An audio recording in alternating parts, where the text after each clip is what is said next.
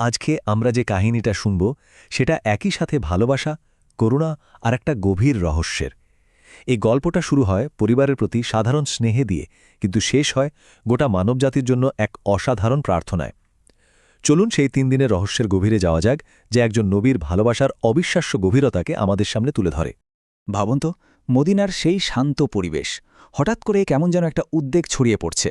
নবী করিম সাল্লাল্লাহু আলাইহি ওয়াসাল্লামকে কোথাও খুঁজে পাওয়া যাচ্ছে না, আর তার সবচেয়ে কাছের যারা সেই সঙ্গীদের মনেও এক গভীর চিন্তা জেগে বসছে। একটা দিন নয়, পুরো 2 দিন কেটে গেছে, কেউ তাকে দেখেনি। এমনকি তার সবচেয়ে কাছের বন্ধু আলী আর ওমরও জানেন না তিনি কোথায়। এই প্রশ্নটাই গল্পের একেবারে কেন্দ্রে। আখির তিনি গেলেনটা কোথায়? আলী আর উমরের মনের অবস্থাটা একবার চিন্তা করুন। তাদের মনে তোলপাড় চলছে, নবীজি কোথায়? তিনি কি অসুস্থ, নাকি কোনো শত্রু তার ক্ষতি করে ফেলল? এই সব ভাবনা তাদের তাড়া করে বেড়াচ্ছে, আর এই তীব্র উদ্বেগ থেকেই তাদের মরিয়া খোঁজ শুরু হয়ে যায়। কিন্তু তিনি কোথায় গেলেন সেটা বুঝতে হলে আমাদের একটু পেছনে ফিরে যেতে হবে। তার নিখোঁজ হবার ঠিক আগের মুহূর্তে তার মনে ঠিক কী চলছিল যা তাকে এমন একটা পদক্ষেপ নিতে বাধ্য করেছিল। দেখুন, ঘটনাটা খুব সাধারণ, কিন্তু এর ভেতরের আবেগটা অসাধারণ। নবীজি নিজেও ক্ষুধার্ত ছিলেন, কিন্তু তিনি নিজের কষ্টের দিকে বিলকুলই তাকাচ্ছেন না। তার সব চিন্তা তার 2 আদরের নাতি হাসান আর হুসাইনকে নিয়ে। তাদের ক্ষুধার্ত মুখ দেখে তার অন্তরটা এতটাই কেঁপে উঠেছিল যে তিনি আর স্থির থাকতে পারলেন না। আর ঠিক এই ভালোবাসা থেকেই তিনি যা করলেন তা এক কথায় অবিশ্বাস্য। তিনি একজন ইহুদি ব্যক্তির বাগানে মজুরের কাজ করতে গেলেন, একটুও দ্বিধা করলেন না। একজন নেতা হয়েও এমন একটা সাধারণ কাজ করাটা তার বিনয়ের কি অসাধারণ এক উদাহরণ। তার উদ্দেশ্য ছিল একটাই, কয়েকটা খেজুর উপার্জন করে প্রিয় নাতিদের মুখে খাবার তুলে দেওয়া। তো তিনি বাগানে কাজ করতে গেলেন, কিন্তু যা শুরু হয়েছিল একটা সাধারণ কাজ দিয়ে, সেটাই কিছুক্ষণের মধ্যে একটা অলৌকিক ঘটনায় মোড় নিল। হলো কি, কূপ থেকে পানি তোলার সময় হঠাৎ দড়ি ছিঁড়ে বালতিটা গভীরে পড়ে গেল। এটা দেখে বাগানের মালিক তো রেগে আগুন, সে নবীজিকে আঘাত করে বসল। কিন্তু নবীজি, তিনি একদম শান্ত রইলেন, একটু ধৈর্য হারালেন না। তিনি শান্তভাবে কূপের কাছে গেলেন, আর ঠিক তখনই ঘটল সেই অলৌকিক ঘটনাটা। কূপের পানি নিজে থেকেই কানায় ভরে উঠল, আর সেই হারানো বালতিটাও ভেসে উঠল। লোকটা তো এসব দেখে হতভম্ব।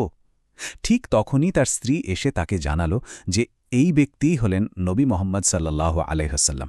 এটা শোনার পর লোকটার পায়ের তলার মাটি সরে গেল। সে বুঝতে পারল সে কত বড় একটা ভুল করে ফেলেছে, আর সাথে সাথে অনুশোচনায় ভেঙে পড়ল। কিন্তু নবীজি দেখুন, তিনি শুধু তাকে ক্ষমাই করলেন না, বরং বললেন, আমি কোনো কষ্ট পাইনি, তুমি বরং আল্লাহর পথে এসো, আমি শুধু এটাই চাই। ভাবা যায়, ব্যক্তিগত অপমানের ঊর্ধ্বে উঠে ক্ষমা করা আর হেদায়েতের দিকে ডাকার এই যে ক্ষমতা, এটাই লোকটিকে এতটাই প্রভাবিত করল যে সে ইসলাম গ্রহণ করে নিল। তো এই ঘটনাটা তো ঘটল, কিন্তু অন্যদিকে কি হচ্ছে? মদিনায় আলী আর ওমরের অবস্থা কিন্তু ততক্ষণে আরও খারাপ। 2 দিন ধরে নবীজিকে না পেয়ে তাদের খোঁজ আরও মরিয়া হয়ে উঠেছে। তারা আক্ষরিক অর্থেই মদিনার প্রতিটা অলিগলিতে খুঁজছেন। নবীর নিজের বাড়ি, সাহাবীদের বাড়ি, বাজার, কিচ্ছু বাদ রাখছেন না। এমনকি শত্রুদের শিবিরে গিয়েও খোঁজ নিচ্ছেন যদি কোনো খবর পাওয়া যায়, কিন্তু না, কোথাও তার কোনো চিহ্ন নেই। যখন শহরের ভেতরে আর কোনো জায়গায় বাকি রইল না, তখন তাদের ভয়টা যেন দ্বিগুণ হয়ে গেল।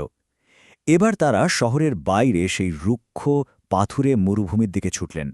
তাদের হৃদয় তখন অজানা আশঙ্কায় কাঁপছে। আর ঠিক তখনই, যখন তারা প্রায় হাল ছেড়ে দিয়েছেন, তখন একটা রহস্যময় শব্দ তাদের পথ দেখাল। তাদের এই মরিয়া খোঁজের উত্তরটা যেন অপেক্ষা করছিল। চারিদিকে নিস্তব্ধতা। হঠাৎই দূর পাহাড়ের একটা গুহা থেকে ভেসে এলো কান্নার আওয়াজ। এটা কোনো সাধারণ কান্না নয়, এর মধ্যে এমন এক আকুতি ছিল যা তাদের থমকে দিল। তাদের সমস্ত উদ্বেগ ঝাঁপিয়ে এই কান্নার শব্দটাই যেন সবকিছুকে গ্রাস করে নিল। খুব সাবধানে তারা গুহার ভেতরে ঢুকলেন, আর যা দেখলেন সেটার জন্য তারা একদমই প্রস্তুত ছিলেন না। নবীজি, তিনি সাজদায় পড়ে আছেন, আল্লাহর সামনে চূড়ান্ত বিনয় আর আত্মসমর্পণের সেই ভঙ্গিতে। আর তখনই তারা শুনতে পেলেন তিনি কেন কাঁদছেন। নিজের জন্য নয়, কোনো ব্যক্তিগত কষ্টের জন্য নয়, তিনি কাঁদছেন তার উম্মতের জন্য। একটানা 3 দিন ধরে তার একটাই প্রার্থনা, হে আল্লাহ, আমার উম্মতকে ক্ষমা করো, তাদের সঠিক পথ দেখাও। এই তীব্র প্রার্থনার পর কি হল? আসমান থেকে এর জবাব এলো, আর দীর্ঘ অপেক্ষারও অবসান ঘটল। ভাবুন একবার, খবর পেয়ে তার প্রিয় মেয়ে ফাতিমা, আদরের নাতি হাসান হোসেন সবাই ছুটে এসেছে। তারা তাকে ডাকছে, কিন্তু তার মনোযোগ এতটাই গভীর যে তিনি সাজদা থেকে উঠলেনই না।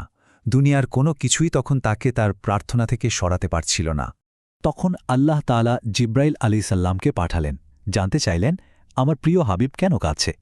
জিব্রাইল আলাইহিসসালাম যখন কারণটা জানালেন, তখন আল্লাহ তাকে এক অসাধারণ আশ্বাসবাণী দিয়ে পৃথিবীতে ফেরত পাঠালেন, নবীর প্রার্থনার সরাসরি জবাব হিসেবে।